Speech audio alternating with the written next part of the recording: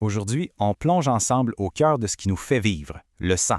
C'est un fluide qui est bien sûr absolument vital, mais c'est aussi un symbole super puissant, un peu comme un véritable fleuve intérieur qui coule en chacun de nous. Fait qu'on y va? On a tous déjà entendu ça, ou même dit ça. Une expression comme un cri qui glace le sang. Le sang est tellement ancré dans notre langage, dans notre culture, qu'il est devenu synonyme pour nos émotions les plus intenses. On dit aussi avoir le sang chaud ou se faire du mauvais sang.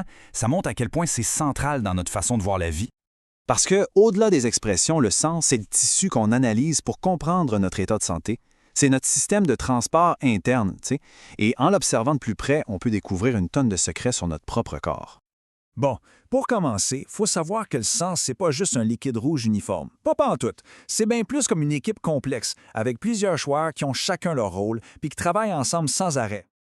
Ce qui est vraiment fascinant, c'est que si on prend un échantillon de sang puis qu'on le met dans une centrifugeuse, on voit carrément l'équipe se séparer. Le liquide un peu jaunâtre qui flotte sur le dessus, ça, c'est le plasma. Ça représente 55 du total. En dessous, on a ce qu'on appelle les éléments figurés. La grande majorité, ce sont les globules rouges. Puis la petite couche blanche entre les deux, ça, ce sont les globules blancs et les plaquettes.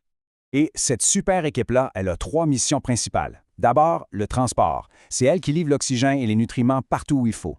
Ensuite, la régulation. Elle s'assure que notre corps reste à la bonne température, au bon pH. Et finalement, la protection, avec les plaquettes qui bouchent les trous en cas de segment et les globules blancs qui partent à la chasse aux infections.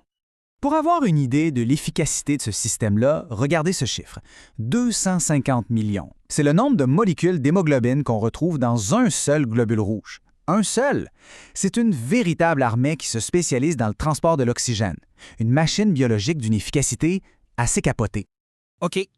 Là, on entre dans le cœur du sujet, la compatibilité sanguine. Tout ça, ça repose sur un duo de molécules. Leur nom a l'air un peu barbare, je vous l'accorde, mais leur rôle est absolument crucial. On parle de l'agglutinogène et de l'agglutinine.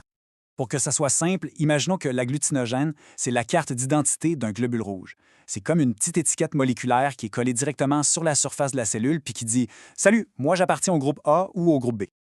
Et l'agglutinine, alors? Lui, c'est le garde du corps. Il n'est pas sur les cellules, non. Il patrouille dans le plasma, le liquide sanguin. Sa job, c'est de vérifier les cartes d'identité. S'il en voit une qu'il ne reconnaît pas, qu'il considère comme étrangère, il sonne l'alarme et il attaque.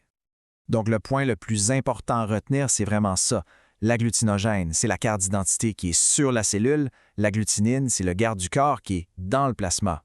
L'un identifie, l'autre défend. C'est l'interaction entre ces deux-là qui dicte absolument toutes les règles des transfusions.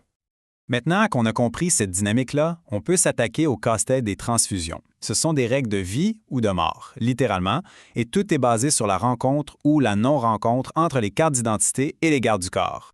Regardons ce tableau ensemble. Une personne du groupe A+, par exemple. Ça veut dire qu'elle a des cartes d'identité A et RH sur ses globules rouges. Logiquement, dans son plasma, elle a des gardes du corps qui sont anti-B. Elle attaque ce qu'elle n'est pas. À l'inverse, une personne du groupe O- n'a aucune carte d'identité sur ses cellules, mais elle a tous les types de gardes du corps possibles qui patrouillent dans son plasma. Et ça nous amène à la règle la plus importante, la règle d'or. C'est toujours le système immunitaire de la personne qui reçoit le sang qui compte. Ces gardes du corps ne doivent jamais, au grand jamais, s'attaquer aux cartes d'identité des nouvelles cellules qu'on lui donne. Voici ce qui se passe quand ça va mal. Imaginons une personne du groupe B. Elle a donc des gardes anti-A dans son plasma. Si, par erreur, on lui donne du sang de type A, ces gardes vont immédiatement reconnaître ces nouvelles cellules comme des intrus à cause de leur carte d'identité A. Et là, ils attaquent. Ça provoque ce qu'on appelle une agglutination, des caillots se forment et c'est extrêmement dangereux pour la personne. C'est précisément cette règle-là qui donne à certains groupes sanguins des genres de super-pouvoirs. C'est de là que viennent les fameux concepts de donneur universel et de receveur universel. Et voici pourquoi. Le groupe O négatif est le donneur universel, parce que ces globules rouges n'ont aucune carte d'identité à leur surface, ni A ni B. Ils peuvent donc se faufiler dans n'importe quel système sanguin sans se faire remarquer par les gardes du corps. À l'opposé, le groupe AB+, est le receveur universel. Pourquoi?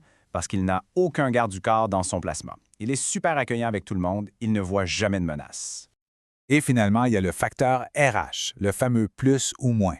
C'est en fait une carte d'identité de plus.